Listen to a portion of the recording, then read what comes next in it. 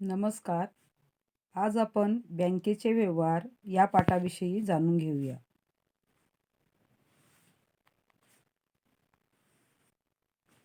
Bank म्हणजे काय?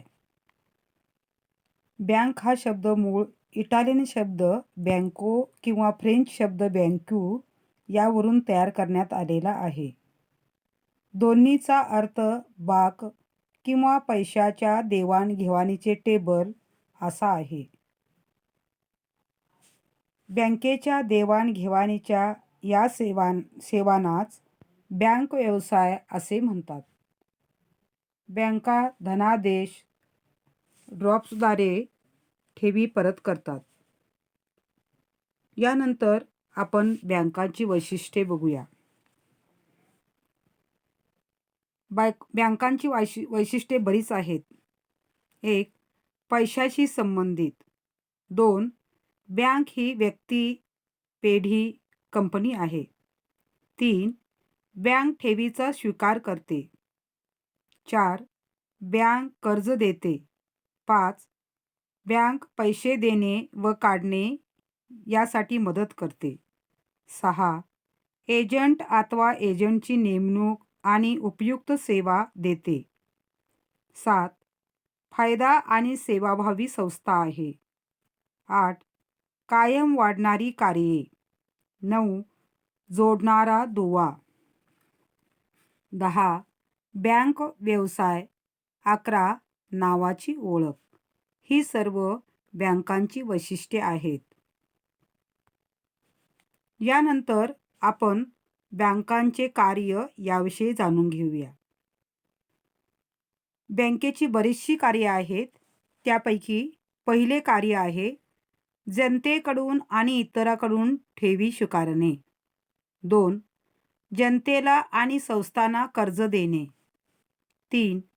एका ठिकाणीहून दुसऱ्या ठिकाणी पैसे पाठवणे. 4. चेक्स आणि बिलाद्वारे पैसे वसूल करणे. 5. बिलामध्ये सूट देणे. 6. सेफ डिपॉझिट लॉकर्स भाड्याने देणे. 7. परदेशी चलनाची अदलाबदल करण्याचे व्यवहार करणे.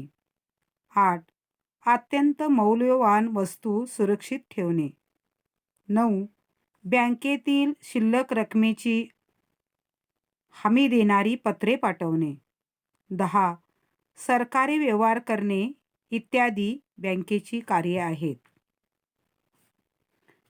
बँकेचे मालक आणि ग्राहक यांच्यातील नाते. बँकेचे मालक आणि ग्राहक यांच्यामध्ये अतिशय जवळची नाती असतात. या नात्याचे 2 प्रकार आहेत. एक सामान्य नाते व दुसरे आहे विशेष नाते. यानंतर आपण बँकाकडून दिल्या जाणाऱ्या सेवा याच्याविषयी विचार करूया. बँकाकडून ग्राहकांना अनेक सेवा दिल्या जातात. त्यापैकी 1. क्रेडिट व डेबिट कार्ड्स. 2. खाजगी कर्ज. 3. गृह आणि वाहन कर्ज. 4. म्युच्युअल फंड, भागीदारीत परस्पर विनिमयासाठी गोळा केलेला निधी. 5. व्यवसायाचे कर्ज. 6. Safe deposit lockers. 7. विश्वस्त सेवा. 8. सह्यांची खाती व हमी. 9. E banking. या सर्व सेवा बँकेकडून दिल्या जातात. यानंतर बँका व टपाल कचेऱ्या म्हणजे बँकामध्ये टपाल कचेऱ्यांचे कार्य काय आहे हे आपण पाहूया. पैशासंदर्भातील किंवा खात्यातील पैशांचा देवाणघेवाणीच्या बाबतीतले कोणतेही कार्य म्हणजे बँकेचे व्यवहार. बँका म्हणजे पैशाशी संबंधित असणाऱ्या संस्था होत. बँका ग्राहकांचा पैसा ठेवीच्या स्वरूपात ठेवतात आणि हा गोळा केलेला पैसा गरजू ग्राहकांना कर्ज म्हणून देतात. अशा प्रकारच्या कर्जांनाच बँक कर्ज किंवा बँक लोन असे म्हटले जाते. बँका कर्जे देतात आणि त्यावर व्याज आकारतात. व्याजाच्या स्वरूपात गोळा केलेल्या या पैशातीलच काही भाग ठेवीदाराच्या ठेवीवर व्याज म्हणून देतात. या व्याजामुळे ठेवीदारांना उत्पन्न मिळते. ग्राहकांचा हा पैसा बँका राष्ट्रीय व आंतरराष्ट्रीय व्यवसायामध्ये गुंतवितात आणि त्यांचा निधी वाढवितात. भारतातील सर्व बँकेचे व्यवहार हे रिझर्व्ह बँक ऑफ इंडिया म्हणजेच RBI या बँकेच्या नियंत्रणाखाली असतात. रिझर्व्ह बँक ही बँकांची जननी किंवा बँकांची बँक किंवा मध्यवर्ती बँक म्हणून ओळखली जाते. रिझर्व्ह बँक पैशाविषयीची धोरणे ठरविते आणि इतर सर्व बँका त्याचे अनुकरण करतात. आज आपल्या देशात बँकांचे समूह कार्यरत आहेत. त्यापैकी 21 राष्ट्रीयकृत बँका आहेत, 21 खाजगी बँका आणि 45 परदेशी बँका आहेत. बँकांच्या या जाळ्यामध्ये 86,000 शाखांचा समावेश आहे. या व्यतिरिक्त ग्रामीण बँका, प्रादेशिक बँका आणि खाजगी बँकासुद्धा कार्यरत आहेत. बँकिंग क्षेत्रातील एक प्रगतीचे पाऊल म्हणजे नुकताच अस्तित्वात आलेला पोस्ट ऑफिसचा बँक व्यवहारात झालेला समावेश होय. भारतीय पोस्ट खाते हे पोस्टल बँक ऑफ इंडिया या नावाची बँक सुरू करण्याचा विचार करीत आहे. त्यापैकी 90% पोस्ट ऑफिस ही निमशहरी व ग्रामीण भागात आहेत. या खात्याद्वारे विविध आर्थिक सेवा दिल्या जात आहेत. त्या म्हणजे पोस्ट ऑफिस बचत बँक, राष्ट्रीय बचत पत्रके, किसान विकास पत्रके, मासिक recurring deposit, postal life insurance, निवृत्ती वेतन, पैसे पाठवणे इत्यादी. पोस्ट खात्याने बँका व्यवहारासाठी जवळजवळ 1000 कोटी रुपयांचे भांडवल गुंतवलेले आहे. पोस्ट खात्याला हे उत्पन्न पूरक व सहाय्यकारी ठरते. यानंतर आपण बँकांचे महत्त्वाचे प्रकार पाहूया. भारतात बँकांचे अनेक महत्त्वाचे प्रकार आहेत. त्यापैकी पहिला प्रकार आहे सेंट्रल बँक किंवा रिझर्व्ह बँक ऑफ इंडिया. 2. व्यापार विषयक बँका. 3. औद्योगिक विकास बँका. 4. भूविकास बँका. 5. स्थानिक बँका. 6. सहकारी बँका.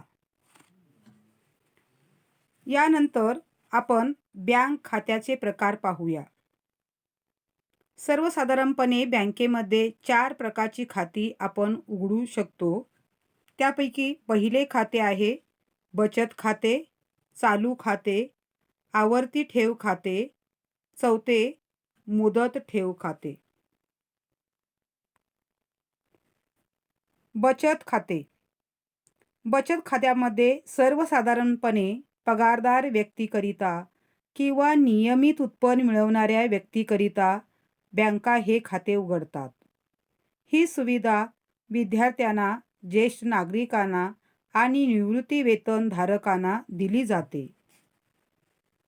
ठेवीच्या संख्येवर आणि रकमेवर कोणतेही बंधन नसते.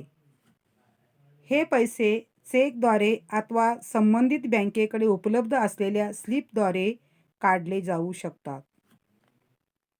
दुसरे खाते चालू खाते. बँकाशी नियमितपणे व मोठ्या प्रमाणात व्यवहार करणे व्यावसायिक किंवा उद्योजक हे खाते उघडतात.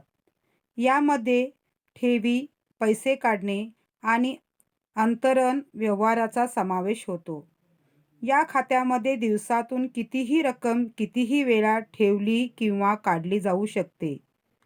साधारणपणे बँका या ठेवीवर काहीही व्याज देत नाहीत, परंतु बँकेचा सेवा कर मात्र आकारला जातो. आवर्ती ठेव खाते. सर्वसाधारणपणे हे खाते भविष्यातील तरतुदी करण्याच्या उद्देशाने उघडले जाते. भविष्यातील गरजासाठी या ठेवी मासिक हप्ता पद्धतीने नियमितपणे ठेवल्या जातात. मुदत ठेव खाते. विशिष्ट रक्कम विशिष्ट कालावधीकरिता ठेवण्यासाठी हे खाते उघडले जाते. या ठेवीचा कालावधी 1 महिना, 6 महिने, 1 वर्ष, 5 वर्षे किंवा 10 वर्षे इत्यादी असू शकतो. त्यानंतर आपण बँक खाते उघडण्याच्या पद्धती बघूया. बँकेमध्ये खाते उघडण्यासाठी या गोष्टींची आपल्याला आवश्यकता आहे. आज बँका महत्त्वाच्या आर्थिक संस्था म्हणून उदयास आल्या आहेत. आपले आर्थिक व्यवहार व्यवस्थित व सुरक्षितपणे करण्यासाठी बँका आपले योगदान देतात. यासाठी खाते उघडण्यासाठी 7 सोप्या पायऱ्या त्यांनी सांगितलेल्या आहेत. त्या खालीलप्रमाणे आहेत. पहिली पायरी आहे, तुम्हाला कोणत्या बँकेत कोणते खाते उघडायचे आहे ते ठरवणे. 2. तुमच्या पसंतीची बँका निवडल्यानंतर तेथील अधिकाऱ्यांना भेटणे. 3. बँक खाते काढण्याचा फॉर्म भरणे. 4. बँक खाते उघडण्यासाठी संदर्भ देणे. 5. पूर्ण भरलेला फॉर्म सादर करणे. 6. सादर केलेल्या सर्व कागदपत्राची सत्यता अधिकाऱ्याद्वारे पडताळणे. 7. प्रारंभीची ठेव ठेवणे. त्यानंतर आपण बँक खाते उघडण्याचे फायदे पाहूया. बँक खाते उघडल्यानंतर आपल्याला बरेचसे फायदे होतात. त्यापैकी पहिला फायदा आहे, बँक खाते आपल्याला आपले पैसे सुरक्षित ठेवण्याची सुविधा देते. बँक खाते दुसऱ्यांना पैसे देण्यासाठी उपयोगी आहे. बँक खाते पैसा गोळा करण्यासाठी उपयोगी पडते. बँक खातेदारांना बँकेकडून कर्ज मिळणे सुलभ होते. बँका खात्यामुळे आर्थिक व्यवहार सुरळीत होण्यास मदत होते. बँक खातेदारांना सेफ डिपॉझिट लॉकर्सची सुविधा मिळते.